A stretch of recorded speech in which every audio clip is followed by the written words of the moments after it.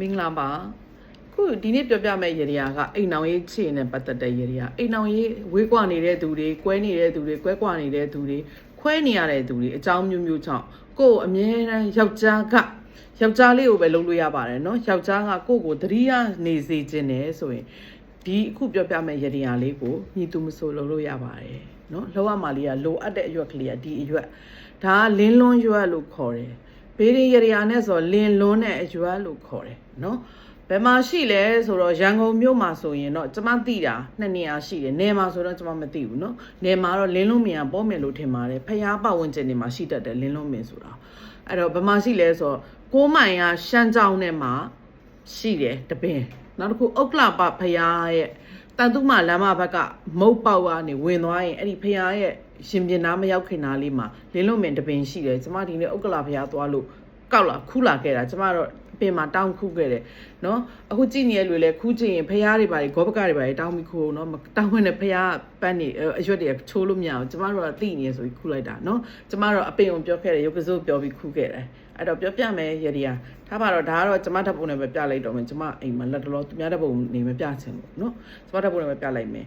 လင်းလွန်းရွက်ကိုဒီလိုချောနေတဲ့ဘက်ချမ်းကိုပထမဆုံးလုပ်ရမှာကနဝင်းမိသွားအောင်ရေမွေးလေးဖြန်းလိုက်နော်ပြီးရင်ကိုယ့်ရဲ့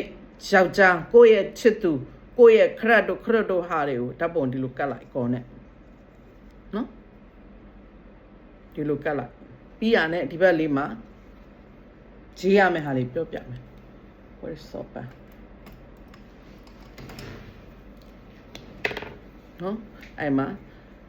တတိယစေဒီနားမှာရေးလိုက်ရိုးရိုးလေးပဲရေးလိုက်နော်တတိယစေနော်အားလေးရေးပြဒူလေးကတ်နော်ကတ်ပြီးတော့မှဓာတ်ဘူးလေးတဲ့ကိုထည့်လိုက်နော်ဓာတ်ဘူးနော်ဓာတ်ဘူးသေးသေးလေးတွေရှိတယ်ခါရပဲပြလိုက်မယ်ဓာတ်ဘူး